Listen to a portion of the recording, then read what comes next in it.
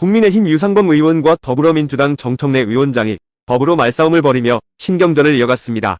검사 출신 유상범 의원은 정청래 위원장의 회의 진행에 관해 불만을 품으면서 국회법을 들먹이며 비난했는데요. 이를 조용히 듣고 있던 정 위원장은 결심한 듯 국회법 108조를 읊기 시작했습니다. 지난번에 저희가 이 탄핵안 실질 계약안을 하면서 우리 위원장께서 국민의힘 의원들의 대체 토론을 중단시키고 이것을 표결에 붙일 때 108조의 조항을 적용을 하셨습니다.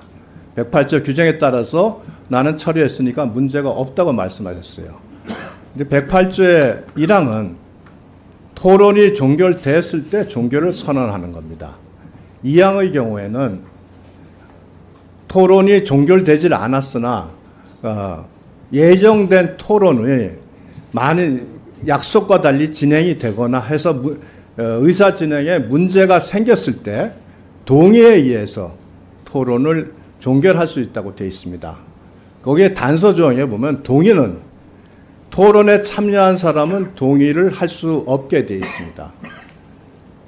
대체 토론을 일방적으로 불법적으로 종결시킨 것이기 때문에 이 동의 또한 부적합한 동의라고 말씀을 드리겠습니다. 이 부분에 대해서 네. 위원장께서 한번 늘 법대로를 말씀하시니 필요하시다면 뭐 간사간 협의나 법률적 절차에 대한 추가 논의를 해보시는 것을 제안드립니다. 네, 지금 인사말씀 시간을 드렸는데 인사말씀과는 좀 달리 위원장의 의사 진행에 관한 컴플레인이 들어왔기 때문에 제가 말씀을 드리겠습니다.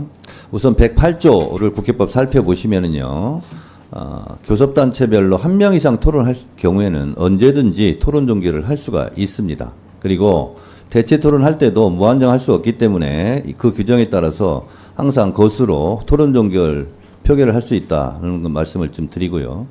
그리고 모두의 말씀하신 부분을 제가 말씀드리겠습니다. 우리는 지금 탄핵 심판을 하는 게 아닙니다. 청원 심사를 하는 겁니다. 근데 청원 심사 내용이 대통령 탄핵에 대한 겁니다. 그래서 중요한 안건입니다. 그래서 심사 결과를 90일 이내에 의장에게 보고하게 되어 있습니다.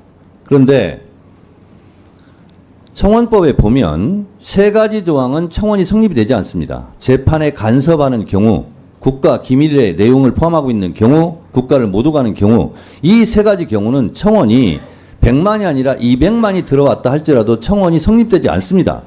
그러나 이미 국회 사무처에서 이 부분은 세 가지 부분에 해당되지 않기 때문에 20일 이내에 5만 명이 달성됐기 때문에 법사위에 자동 해부된 상태입니다.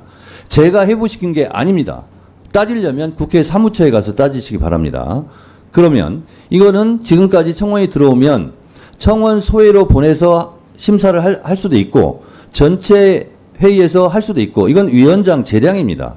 근데 제가 봤을 때는 중요한 안건이기 때문에 청원 소위로 보내기 전에 본회의에서 토론하는 게 좋겠다라고 판단해서 본회의에서 토론한 것이고 또 대통령 탄핵은 매우 중요한 안건이기 때문에 국회법 65조 1항 중요한 안건 국정감사 국정조사는 증인을 채택하여 진술을 들을 수 있고 청문회를 열 수 있다는 조항에 의해서 65조 1항에 의해서 청문회를 지금 하는 것이고요.